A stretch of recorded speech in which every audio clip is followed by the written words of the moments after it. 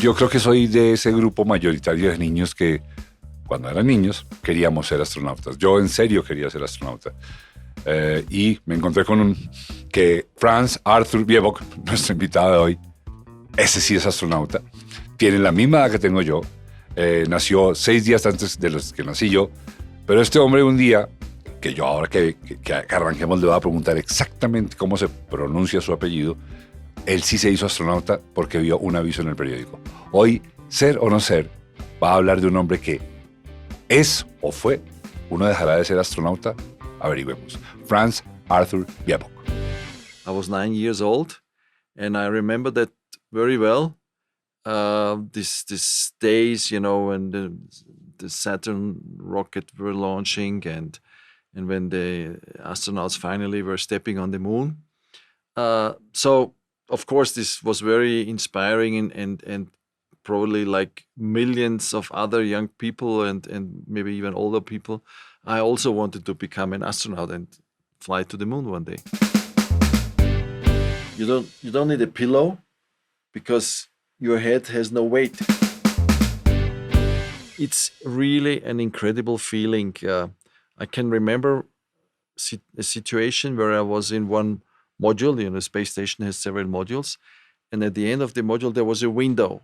So I was looking out of this window, and this window was the station was just oriented in the way that I was in front. I was looking like a pilot in an airplane in front, like we are flying in that direction. And you feel, you look outside and you see the Earth. First of all, you don't see it always down. You see it maybe up or on the side, and you position yourself that you eventually see it down. And then you see the blackness of space, and that's really black. I've never seen black like this in my life before. It was really incredible. On the other side, it's then also a little bit, scary, because you feel disconnected from the planet. You know exactly if something happens up there, you're gone. You're not going to be back. Like when you fly in an airplane and something happens, a few minutes later you're on the ground, you're dead, but you're still part of this planet Earth and the atmosphere. Up there, you're outside of the atmosphere. You're out. You see only nature and the beauty of our planet. And then you start realizing how small on one side we are as humans, don't even see from space, but how stupid we are to destroy our planet. Did you have any encounter, or do you have any idea of there are more lives out of our planet? Y yo soy Germán Daniel León, el encargado de que esto suene maravillosamente. Antes de comenzar el podcast, quiero decirles que sería buena idea que se suscriban, que le den like, que lo comenten, que lo pasen con los amigos y que además vayan a nuestras otras redes sociales, porque estamos en todas, para que seamos una comunidad grande, para que seamos. Y también quiero contarles un secreto buenísimo. Hemos decidido hacer un concurso y el concurso es el siguiente. Primero, usted tiene que estar en todas nuestras redes sociales: Instagram, TikTok, Facebook, por supuesto Spotify y YouTube.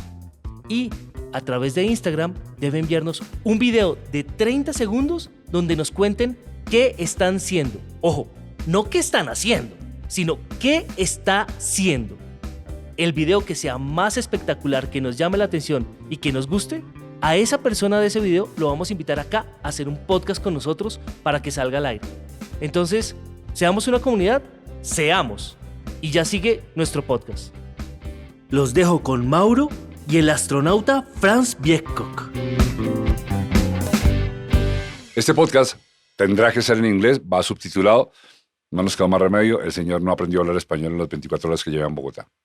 Franz, this is a very special day for me. Very special. And it's not because of you, but it is because of you. Okay. It's like to be or not to be. Yes. You know, you are 6 days older than me. 6 days. Right? Yeah. You were born on August the 24th, 1960. Yes.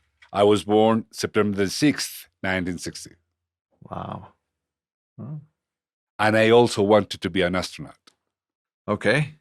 You still have chance. Yeah, go ahead. And when I was a child, I said this every time. I want to be an astronaut. I want to be an astronaut. In fact, I'm a pilot. I couldn't be an astronaut, but I'm an airplane pilot. Okay.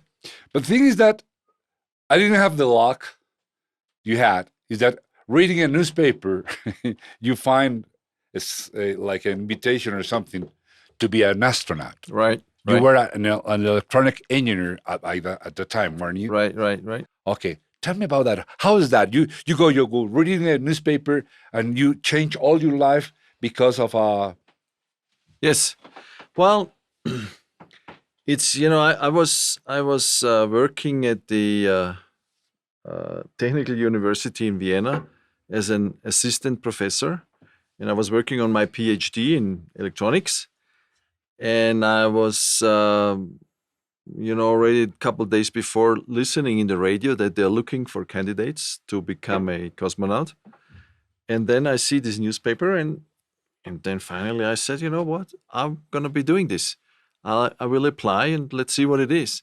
And it's like, when you're young, the world is open. You just try out many things, and that's how it happened. Because I was kind of close to finishing my PhD, and I said, well, let's try it. Because I was pretty sporty. I was healthy. I didn't smoke. I was drinking alcohol like any other Austrian, quite a lot of wine and beer. And so I just said to myself, let's try it. And that's how it all started. Before that, did you ever dream of being an astronaut? Yes, but not in a way that my whole life was focused on becoming an astronaut. I was lucky that I was old enough to experience the first landing on the moon. I was 9 years old, and I remember that very well.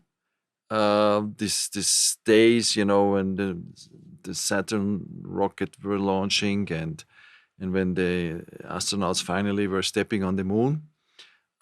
So, of course, this was very inspiring, and probably like millions of other young people and maybe even older people, I also wanted to become an astronaut and fly to the moon one day.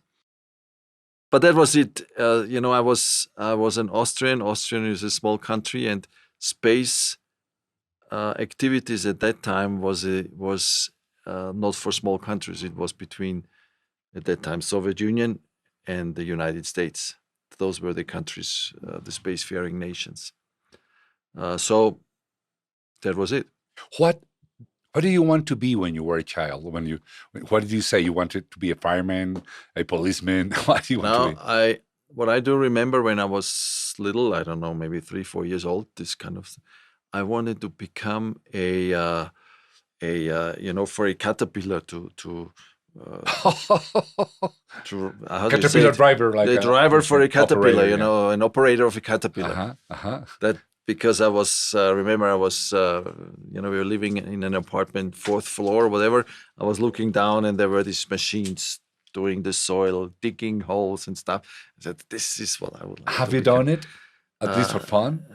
Actually, no, I never did. Well, thanks for reminding me. I should do that.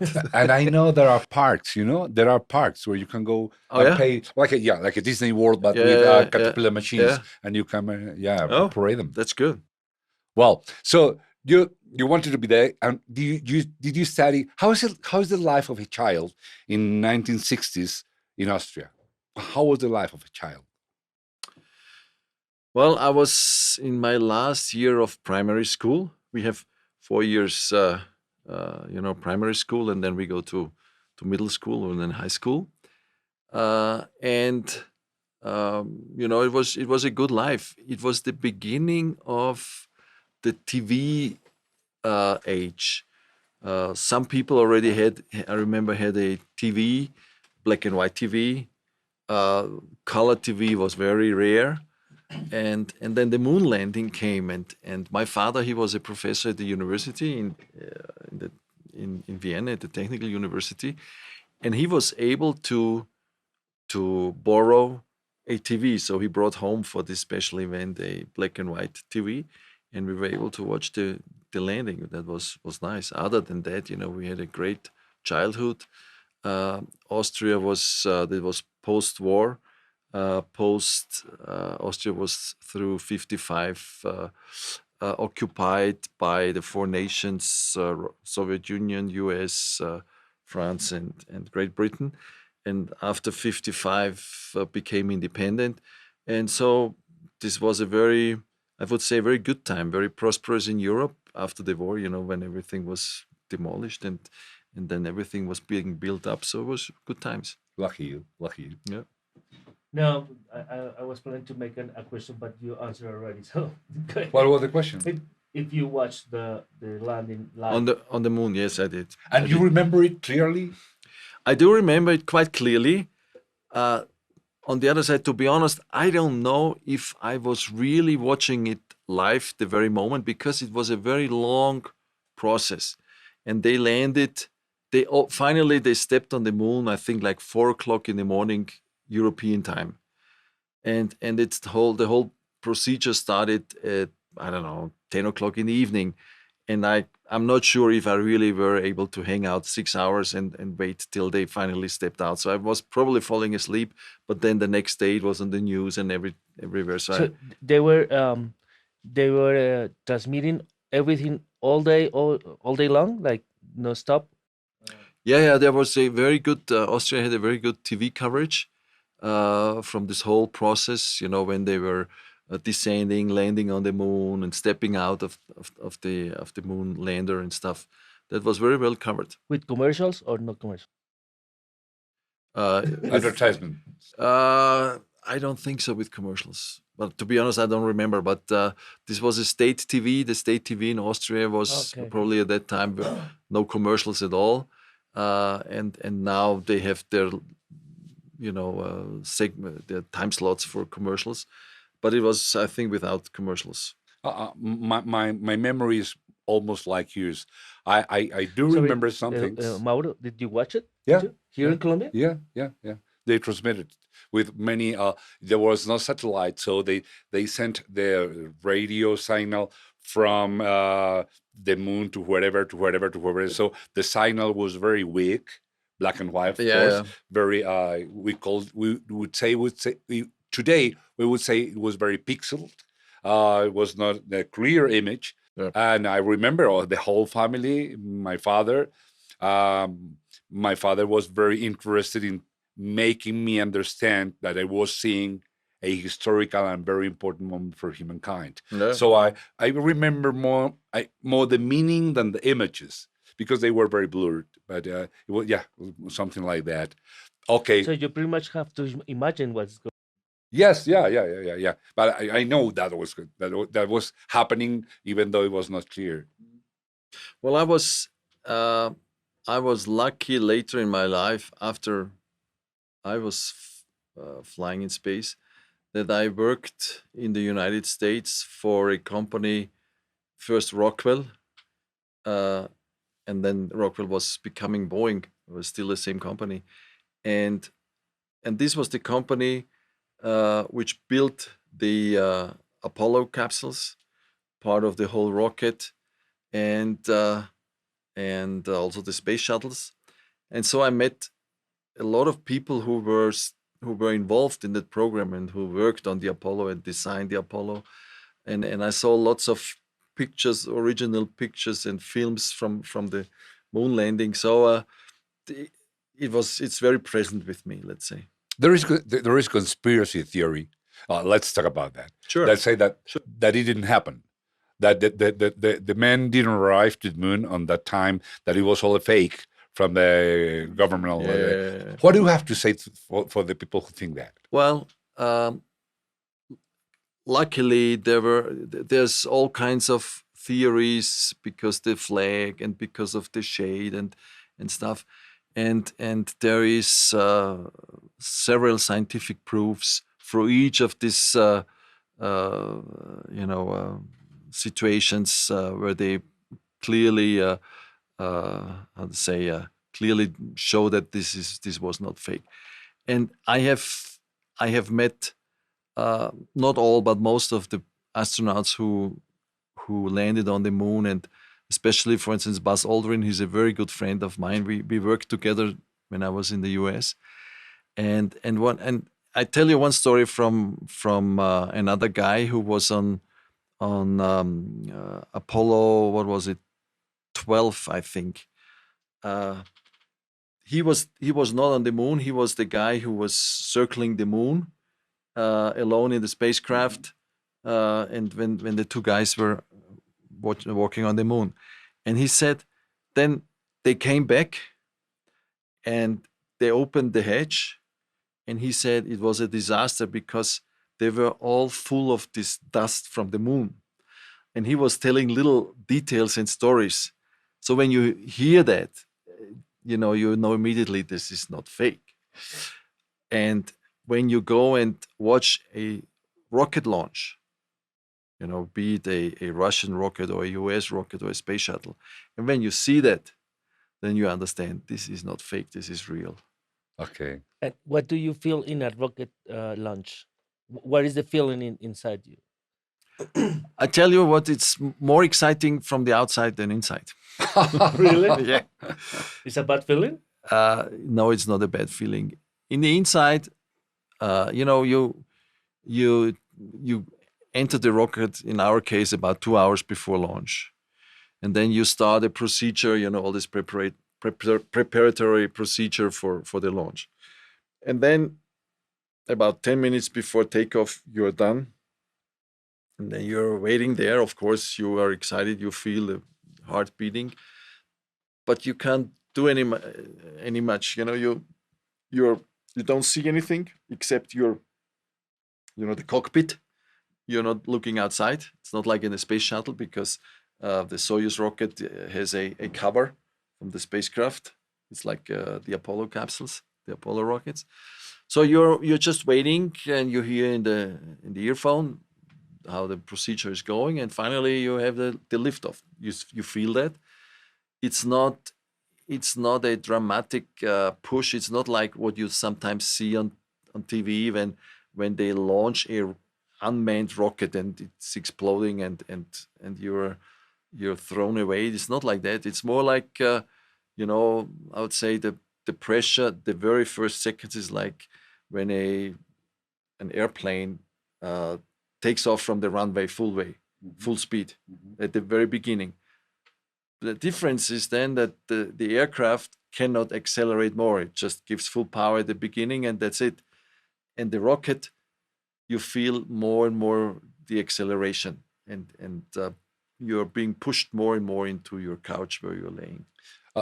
There is a curiosity question about the windows in the rocket. People, thanks to films and all that, tend to think that the rockets do have windows. And then when you go out of the space, you see through a window. Is that true? You can see through a window? Yeah. Okay, you have to differentiate between a rocket like the Soyuz rocket or like the rockets the astronauts are flying nowadays. They are covered with a shroud. So during launch, you don't see outside because it's covered. And in a certain altitude, then this shroud is being thrown away. You don't need it anymore because you are in vacuum. It's for protection.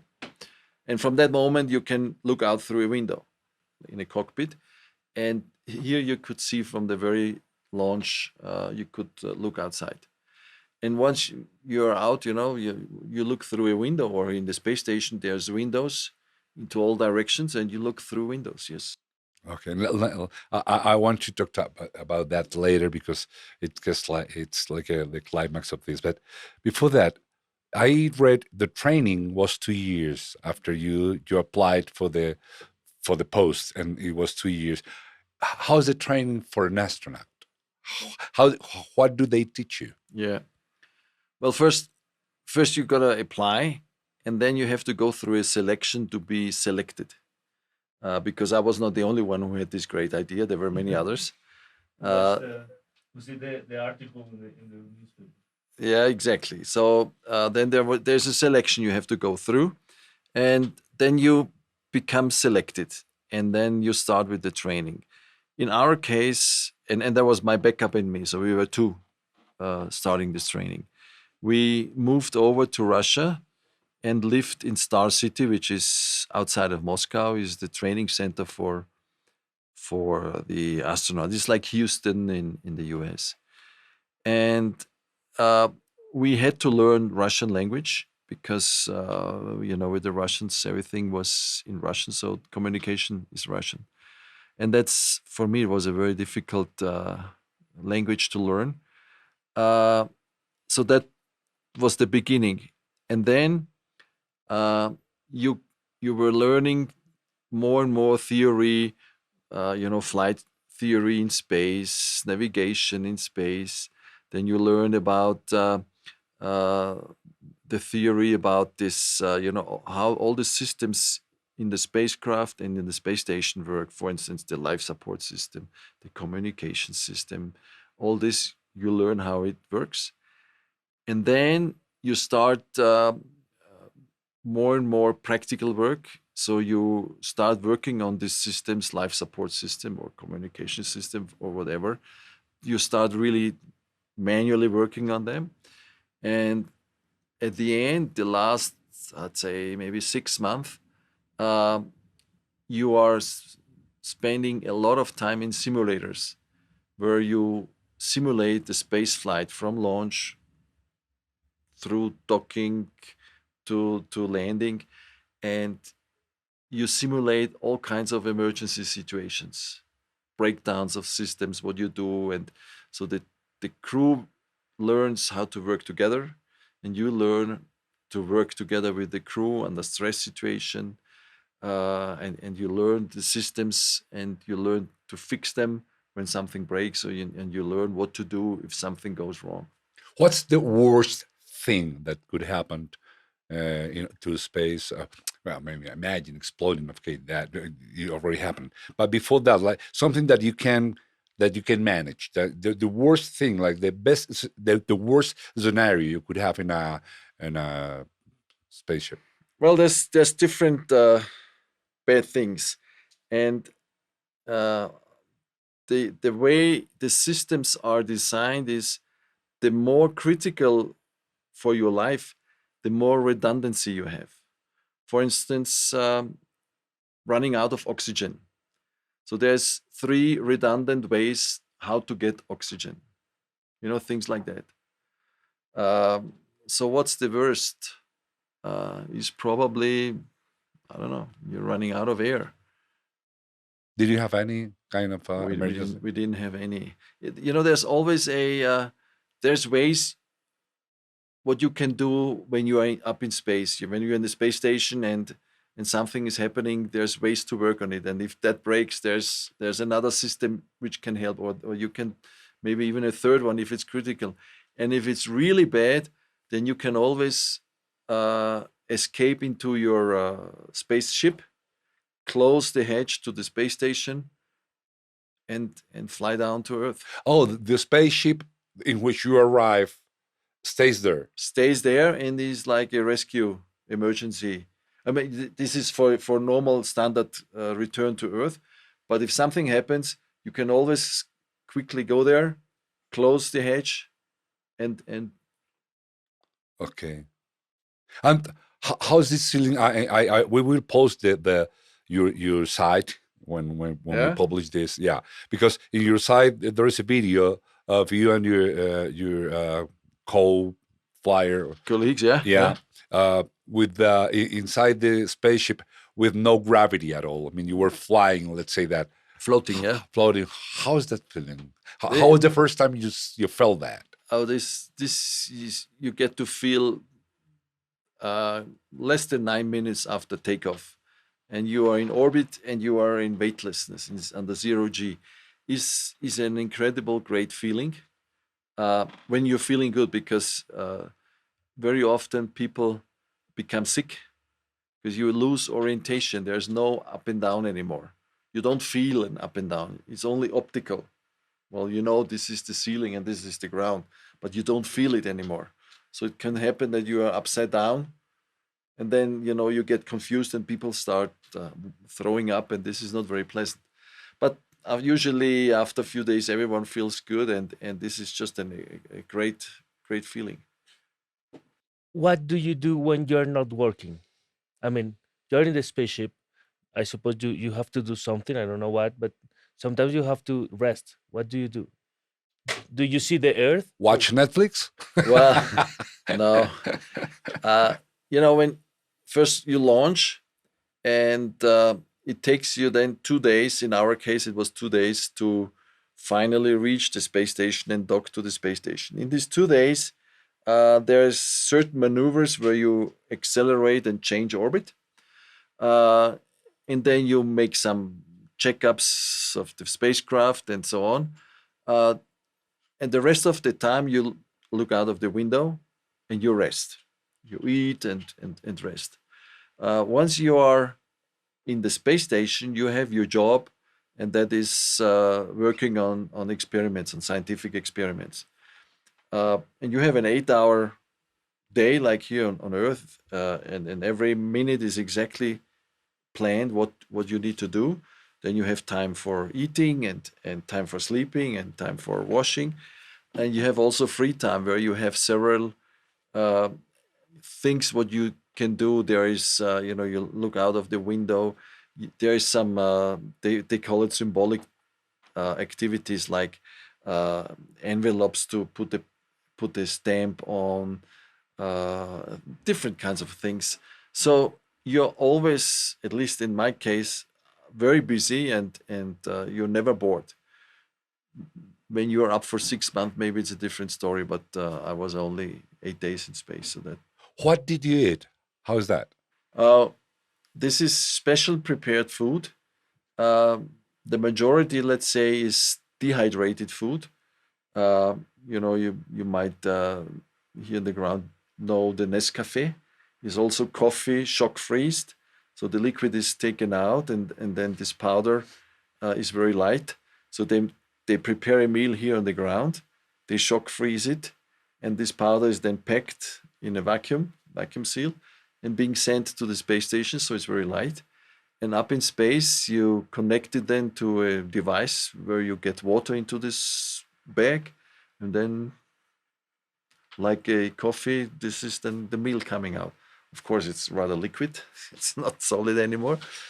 But that's most of the food. Then you have, like when you go camping, this tins, with some meat or vegetable inside, and everything needs to be in a closed, in a tube or in a tin or in a plastic bag, because everything is floating.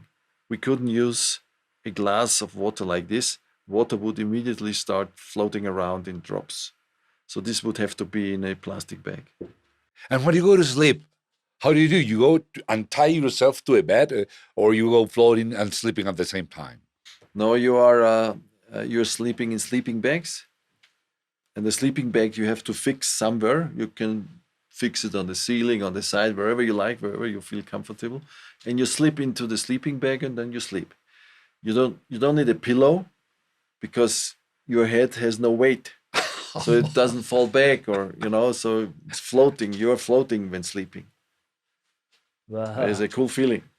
Oh, yeah, it must be. And do you hear music? I mean, there's time like for having fun with your friends and just sitting around and talking. Yeah, you do that. There's like a central place where you gather together and you enjoy the meals and have fun. Other than that, you don't hear music unless you put on the earphones and especially listen to music, because there's quite a big noise level in the station. It's like in an airplane, or maybe even more, because of ventilation. There's lots of fans running to circulate the air. The air has to be permanently circulated. If you wouldn't do that, you would not be able to get enough oxygen, because when you inhale, you breathe. When you exhale CO2. And if you wouldn't exchange the air, there would be a CO2 bubble developing around your head and you would faint. So the air is permanently being mixed, so you have enough oxygen to breathe. France is. Can you talk a little closer to the mic? Sure, Thank you. sure. France, is there differences? I mean, fundamental difference between an North American USA mission, I mean, the rocket, the systems and all that, and a Russian rocket? I mean, is there a big difference, or is it like mostly the same? Let's say when the space shuttle was still flying, there was a big difference because the space shuttle was a reusable vehicle and was landing like an airplane on the ground. The Russians, they fly with a capsule, very much like the Apollos did, and very much like now again the Americans are flying with their SpaceX missions. Why they're not doing more spaceships like the United States way? The space shuttle? Yes. Because the space shuttle was a unique vehicle and very, how do I say, it was capable of doing everything, and therefore it was very expensive. You could fly humans to space, you could fly and back, you could fly satellites to space and back. So the space shuttle was able to do everything, but you didn't need always to fly for each mission a satellite into space. Sometimes it was only humans. So it was too capable and therefore too expensive.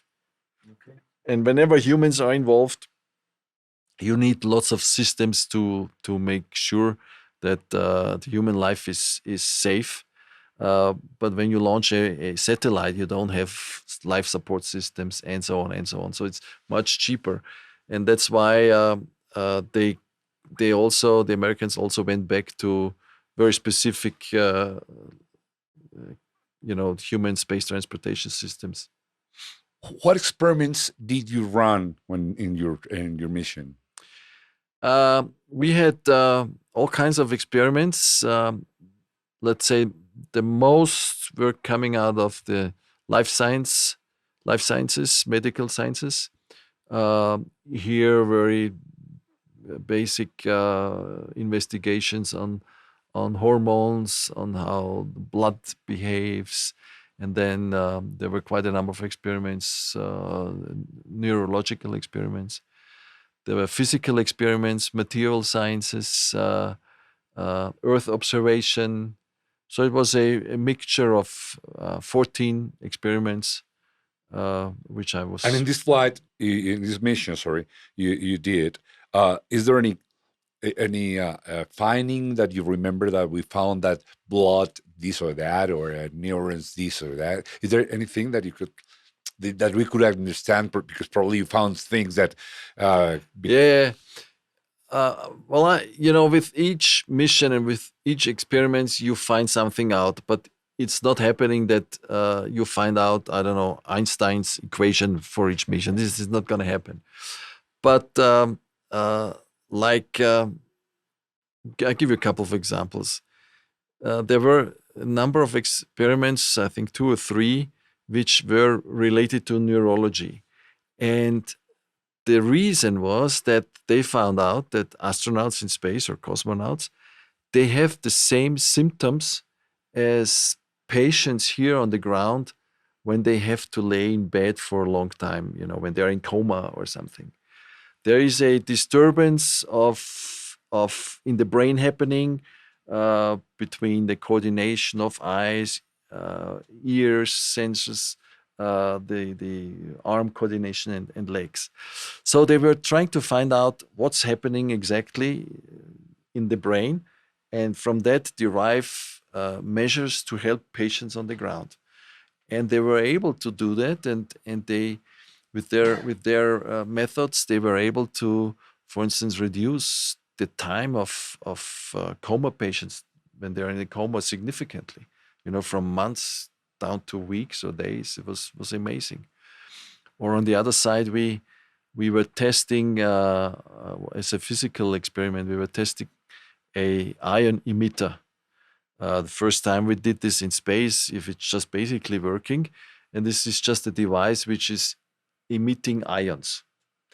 The idea behind was because satellites, when they are in space, because of sun radiation, they become positively charged, and that's causing problems to electronics when there is, a voltage developing and there is a short cut happening and destroys electronics and eventually the satellite.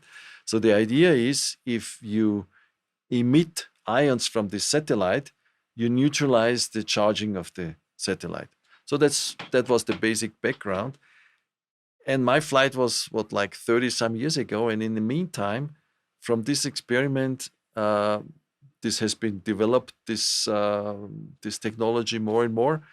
And like 7 years ago, there was a startup being established in Austria, and they are now building ion thrusters for satellites, for small satellites, and it's a very good commercial business. So it's, Franz, let's get to poetry.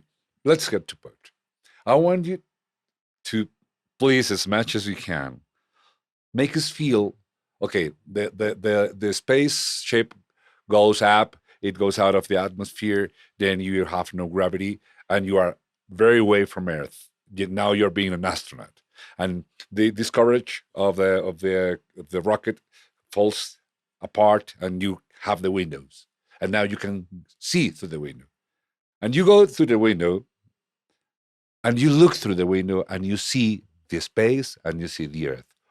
How is that feeling, please?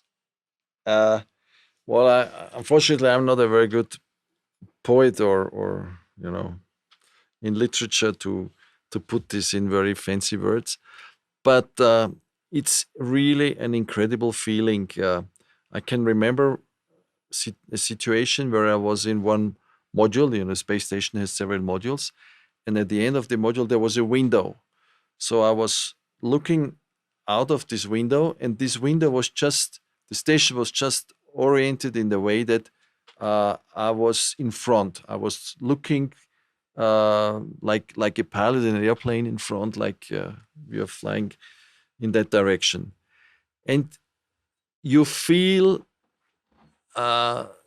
you look outside and you see the Earth. First of all, you don't see it always down. You see it maybe up or on the side, and you position yourself that you eventually see it down. And then you see the blackness of space, and that's really black. I've never seen black like this in my life before. It was really incredible. Then you see the moon. Then you see either sunrise or sunset, depending on how you fly. But this goes very fast because it takes you 90 minutes to once fly around the Earth. So that means in 24 hours you experience 16 times sunrise or sunset. And you float and you see that, and you feel kind of like Superman, and you're alone out there, and it's an incredible feeling. On the other side, it's then also a little bit, they say, scary, because you feel disconnected from the planet. You know exactly, if something happens up there, you're gone. You're not going to be back. Like when you fly in an airplane and something happens, a few minutes later you're on the ground, you're dead, but you're still part of this planet Earth and the atmosphere. Up there, you're outside of the atmosphere. You're out. So if something happens, you might be gone and be in space forever. Yeah, and that's an interesting feeling. And what was is like any moment in which you just saw the Earth and thought of how minimal we are? Like, for example, Carl Sagan said, you remember that he said this tiny blue dot. No, he saw the Earth like this tiny blue dot where everything happens, but seeing from there, it's just one little thing. Is there any kind of feeling of the magnitude and the minimum? Yeah, I can maybe explain that a little bit by an experience I had when when flying up there. This was the time when it was not normal to have a WhatsApp connection or a video link with the space station. So I was lucky that they were arranging a live video link with my wife, and she was just having a birth.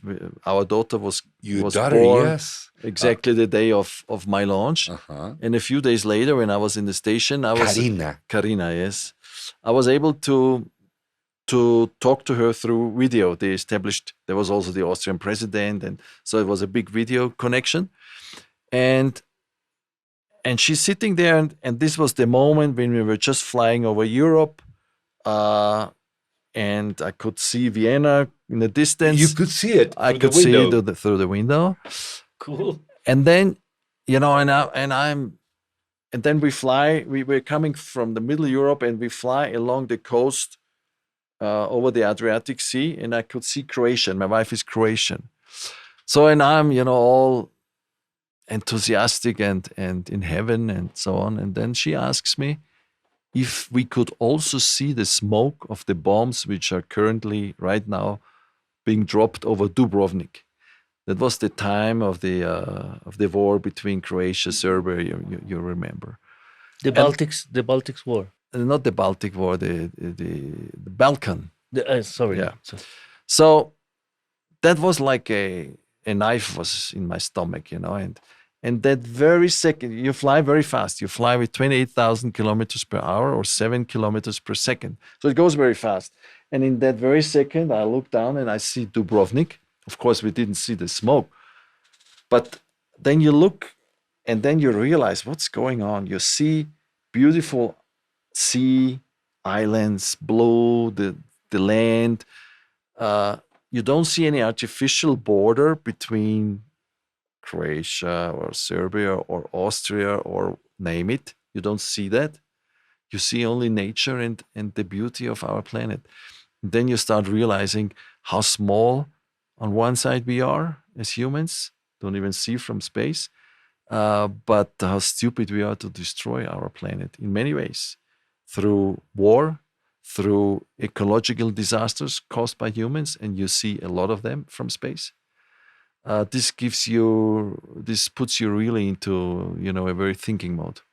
You are a philosopher. You shouldn't say you're not. That's what I wanted you to tell me about. According to this, did any of your internal thinkings or thinking structure change after that experience? Did any fundamental in your way of seeing life change after seeing those images?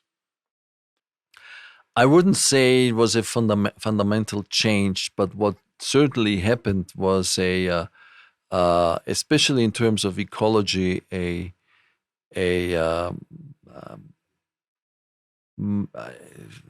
big push towards the sensitivity towards ecology and to do something to protect our planet. It was not fundamental in a way that before I was polluting the planet and afterwards I said, no way, I have to change that. No, but it really, pushed me towards becoming active and there are not many humans who have flown into space, some 600 maybe now. And this is a very small group of people. And they are organized in an association, and they have quite a power towards politicians and stakeholders, and so when we go and we get rather quick access to presidents, to United Nations, whatever, name it. So we push very hard to for things like protection of our environment, and we have a big impact by. To the people by showing pictures or videos which we were taking and explaining them live to the people. So people are really, getting their emotions and impressions back. And so ever since I'm much more sensitive towards protection of our environment. I start my own life. I'm not a religious person in terms of that I don't do anything which is maybe harming the environment, but I'm very conscious and I'm trying every day hard to protect our planet. Franz, from there, I've read that there are certain landmarks of the Earth that are you can see them from space. One is the Chinese Wall. Which are like the landmarks you remember have seen, like from very way, the Chinese Wall, or any landmark you say, oh, that's it. Oh yeah, well, many things, is first of all, you're impressed by the beauty of some things, like in the Pacific Ocean, the how do you call it quickly, the coral reefs underwater, when you have this turquoise water, the volcanoes when they are just like a meter or less below the surface. Things like this, when you have this beautiful blue greenish water, or great mountain areas, or you can see little details. For instance, a snow mountain, and you have a freeway or a highway, which is kind of black and dirty in the white snowfield. You see that. So many beautiful things, but you also see, unfortunately, the disasters being caused by humans, and that starts. Now we're in South America. I very well remember, and this was already 30 some years ago, not since Greta Thunberg was talking about.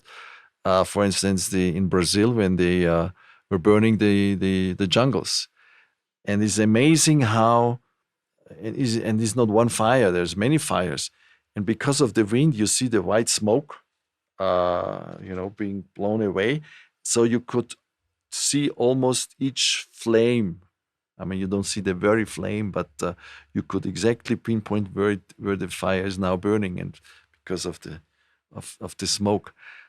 Or when you look into this nice bluish water, and then you have a polluted river, gray, brown, running into this ocean or sea, whatever it might be, and how long it takes for nature to dilute this dirty water.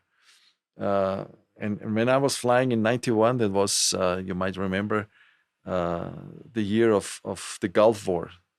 And it was over, but you remember they were burning oil fields at that time. So the whole Persian Gulf was covered with a gray, black, big cloud. That's awful. By that time, you hadn't come to South America yet. Oh yeah, I've been in Brazil before. You had been in Argentina, Bolivia. Okay, what's your memory of having seen South America from the States? Is there any memory, special memory, besides this of Brazil, like when you saw Argentina, or did you get to see Colombia? Have any memory of that?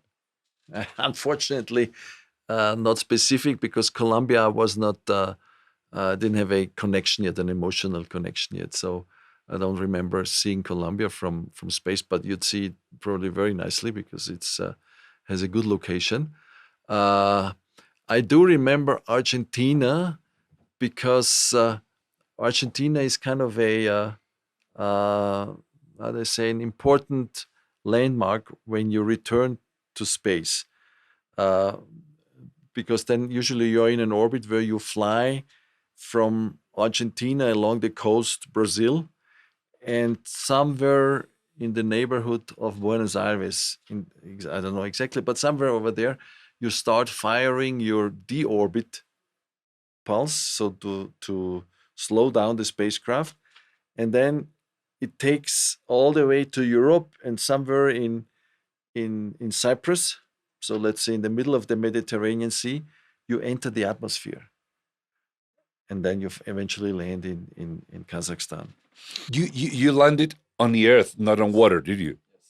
Why? I saw the photograph, because most of these ships go to the sea. No. The Russian the Russians usually they all land on land, and it's a hard landing, no question about it.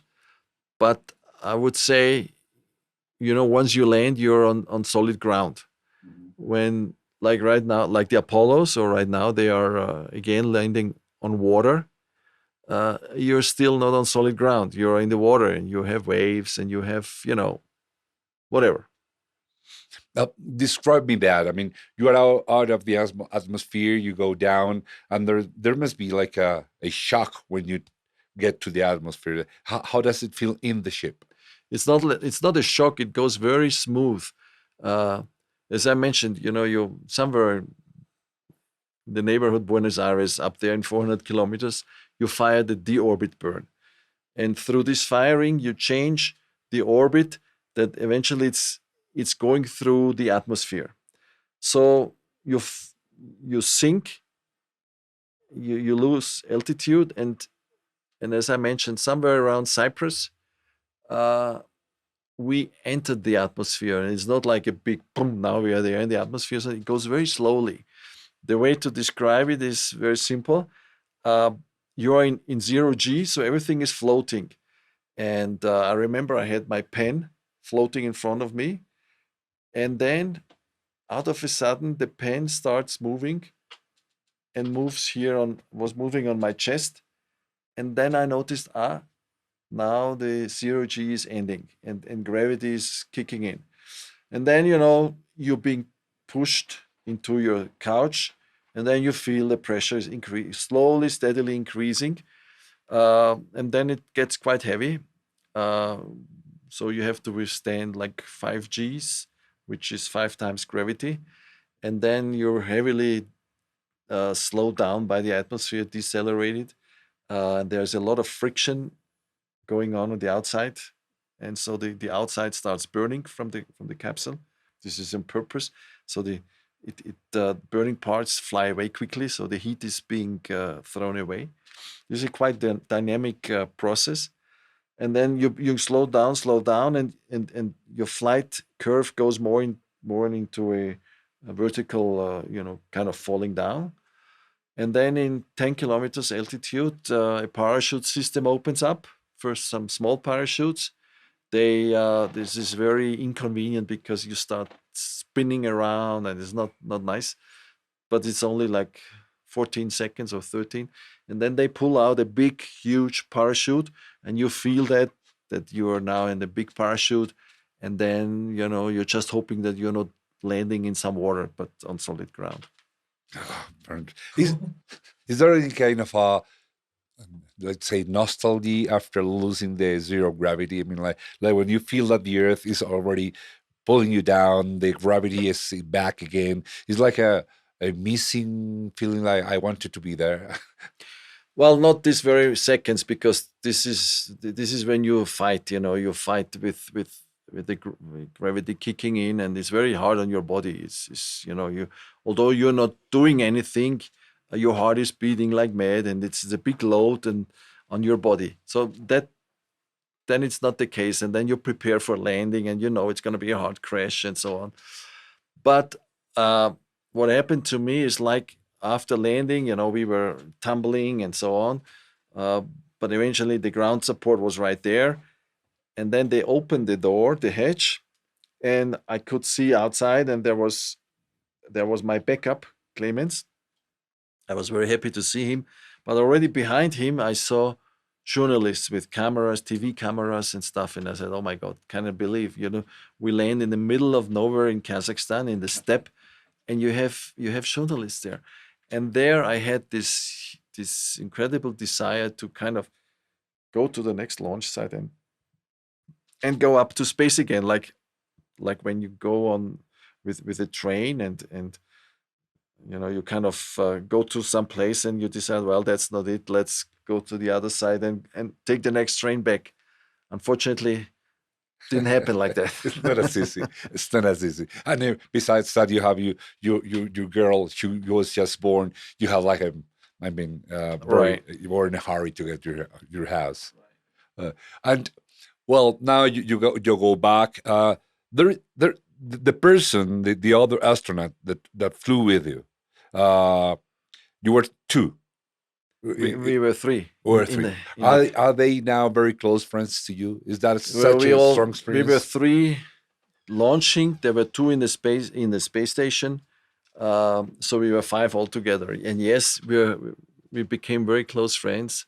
And especially, you know, I mean, we met every year, different places. We had vacations together and stuff. And yeah, you become close friend. Actually, in Russian, there is a term when you fly with someone to space, then he's becoming your space brother or she's becoming your space sister. Okay, and then you get home. After how many days you get home? We landed on October 10, and on October 20th, I was flying back to Austria. 10 days after that. And when you saw your daughter, let me see, how do you feel when you saw your daughter? Well, it was an amazing situation because on the very day when I was flying home, I was first of all surprised that out of the sudden the Austrian ambassador was coming to Star City to pick me up to the airport. And I was a little surprised because he was never really interested in this whole thing and in meeting us. So I said, okay, he should come. And then I realized on the way to the airport, he got a phone call from Vienna, and they were discussing on who should be the first to enter the plane when we land in Vienna to see me. And they were, you know, there was the minister and big politicians and stuff. And then I hear this, and I told the ambassador, you know what? I'm not interested in what you guys are talking here. I want to see my family first. I'm not going to see anyone other than my family first. And then you guys can decide who will be next. So that was then I started realizing my life is going to be changing. And then, of course, you know, we landed, and it was like you would imagine. It was in the evening dark, and then there was floodlights and the red carpet and stuff. But luckily, my wife with the little girl was able to enter the plane first, and I could see. Very touching moment. Okay, now you're back. You're back on Earth, and your life changed completely, I imagine. What happened now? How's your life after that? Well, my life changed in a way that out of a sudden I was not a assistant professor who was unknown in the public. I was a celebrity. So you could feel that in many ways, many good ways, but also not good ways. So there was no way I could have a nice dinner with my wife in a restaurant in peace because people were coming and talking and so on. And that's okay. So it has changed certainly, but that's part of the deal. And luckily, I was able to manage it rather fast and deal with it and live with it. We were then, I think after 2 years or so, moving to the United States, living in Los Angeles for 6 years. And then over there, you know, that was normal life. And that was it. I mean, now in Austria, yes, of course, most people know me, and but I can live my life in peace, and it doesn't really bother me anymore. And well, you're the reason why you are here, and I must thank Santiago Navas, my nephew. He's your friend. He brought you to this podcast and to Colombia. Why are you in Colombia? If you were in the moon, how come you come to Colombia? Yes. That's an interesting story. I'm now the CEO of an Austrian, let's say industrial company. It's actually a group of companies. And last year I was here with my wife because we were visiting an Austrian friend who is also a good friend of mine. And he started with some other friends in Austria near Cumaribo. He bought big lands and he was doing reforestation. And I was interested in that, and we decided with my wife, okay, let's go and visit that place. And we did here, and Santiago was very helpful here in Bogota and so on. And then I went down to that place, which is very remote, very simple, there's no electricity, there's just nature and steppe and, little jungle along the little creeks and rivers. And then I remember how this whole situation was, what kind of impact it had on me. It was very peaceful, very, I had just a very good feeling and got good energy from this whole thing. And it's a completely different life than living here in Bogota or in Austria in the civilization where you turn off the faucet and you get warm water or you have electricity and stuff. It's nothing there. You have to organize yourself. And so I decided, well, I will take the CEOs of our companies and we will make a team building project. And we go there to this place and we will, have a project to reforest a certain area, I don't know how big, with indigenous plants, which are from Colombia. And we do something good for the nature on one side, and it's good for the team to get together, to deal with situations which are extraordinary, where where you cannot call a taxi if you want to go from A to B, things like that. Mm-hmm. Also, this is like a friendly ecological mission on Colombia. Exactly. That's the main or one of the main topics also, to do something good for nature, for Colombia. And Colombia has a good, good resources to do something. Where is this zone located where you're working this? It's, I can only tell you it's about an hour and a half drive from Cumaribo. Cumaribo. Where is Cumaribo? Cumaribo. ¿Dónde? In Bichada. Okay. And you're going there? You're coming from there? Are you going there tomorrow? We will go there tomorrow.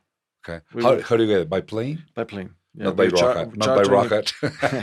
We're chartering plane and we go there. It's three small planes because it's only a small airport there.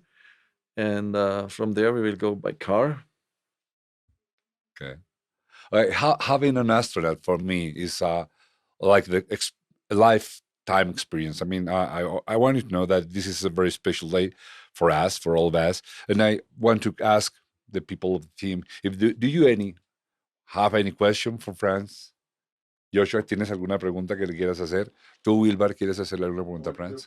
Sí, no sé cómo solucionarían, no sé qué pasaría si se enfermaran allá en el espacio. Oh, Joshua asks, what happens if you get sick in the mission, if you get sick of something?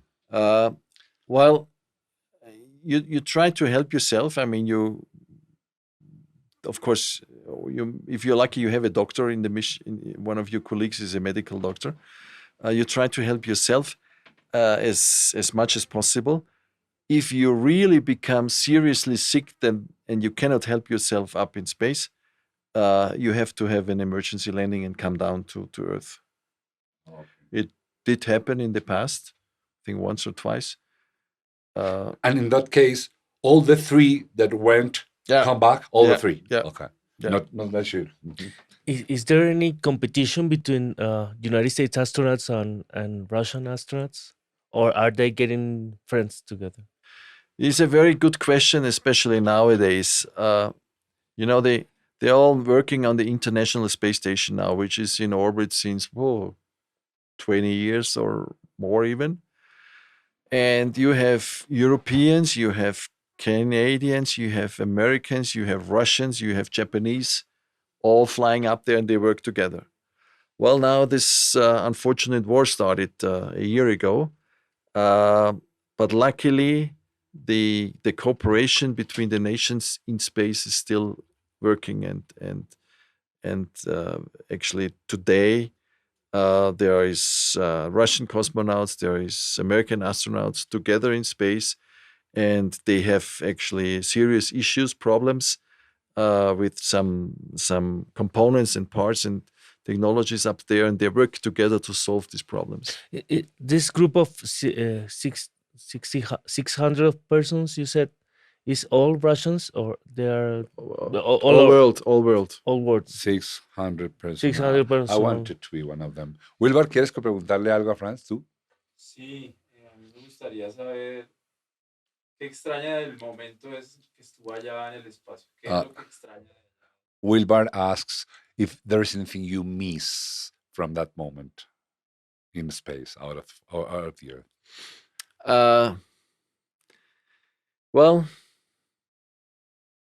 it's not one thing. Let's say for me, there were three really remarkable experiences. And the one thing is weightlessness, floating, 0G, life in 0G.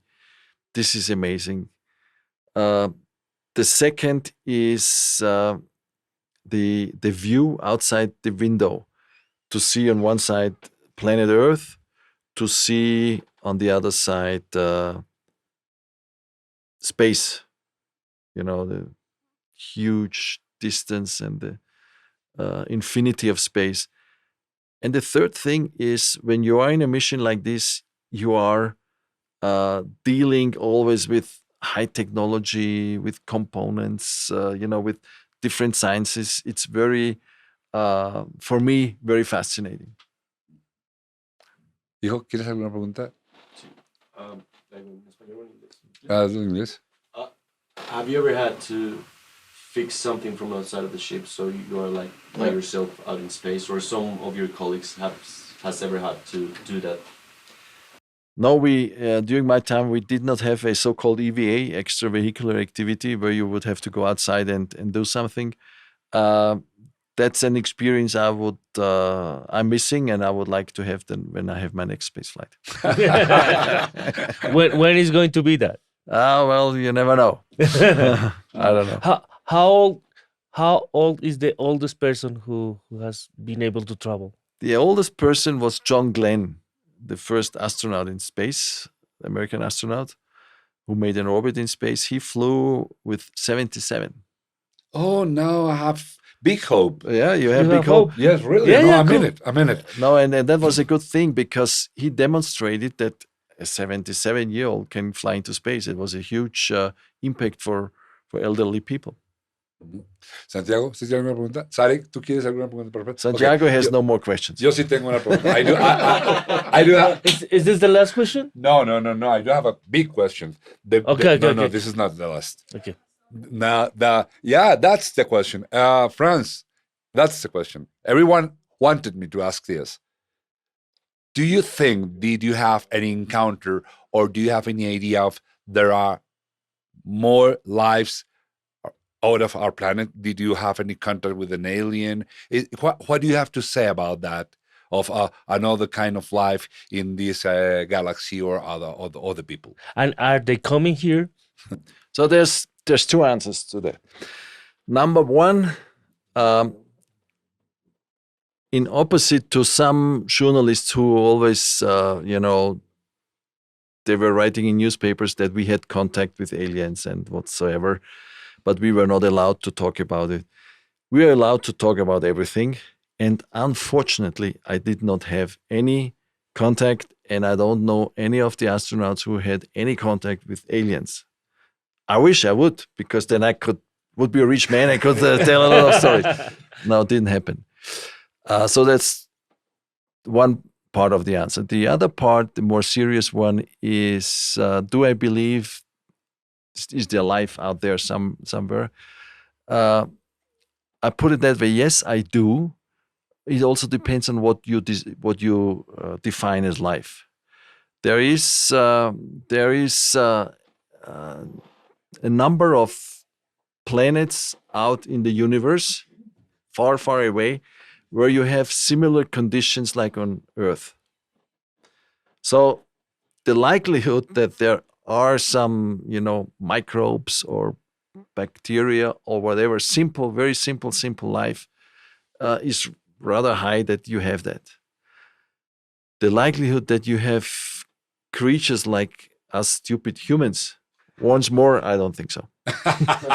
Momento Deadpool. Aprovechamos este momento para pedirles que se suscriban, que le den like, que compartan este video, que compartan este momento tan chévere que hemos tenido y pues nos vemos la próxima. Yeah, no, I had a good friend Santiago. He was showing us the very local excellent food in Bogota, and we were enjoying it. What, three times? I liked it a lot. Ajiaco. You Ajiaco. like it a lot. Yeah, I like it a lot. That's good news. Yes. Is there any And other bandeja food? paisa? And bandeja paisa? You haven't tasted yet? What Be aware of that. This is typical of some cafe or some. No, we didn't try it. So Be aware. It's not easy. Okay. Ask for this soup with egg and Changua. changua. Ask for a changua. Chagua. That's- Okay. A strong experience than going to space. What? Yeah. What do you know about the whole operation of going to Mars, and what do you think is going to bring to humankind to be able to get to Mars? Do you think it's worth it? Do you think what do you think about what they're doing? Well, the next step is going back to the moon, and that's happening rather quickly. There might even be, I think, next year or within the time frame of very few years, humans will go back to the moon. First, they will only circle the moon, and then within a few years, they will go down and land on the moon again. And this is a step towards going to Mars. So why are we doing this, going to Mars or going to the moon? Because we always try to better understand basically how this whole universe was created, developed, how it developed the way it did, why did it develop the way it did. Is there something for us to learn on what to do here on our planet Earth? There are, certainly there are, is raw material both on the moon and on Mars, and who knows, in a few hundred years, we need to exploit it, to utilize those materials.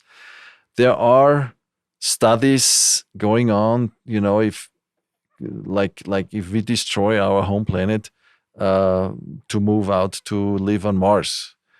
Well, I don't think a lot about this or hold. I don't think it's very smart, because why spend so much energy and money to create a living environment on Mars, which theoretically might be possible? Takes a long time, costs humongous money. I rather use the money to save our planet here, where we have all the conditions we need, right? So, but it's, this is part of humans, to always explore more and find out more. This is the human nature. So I think this is a good thing.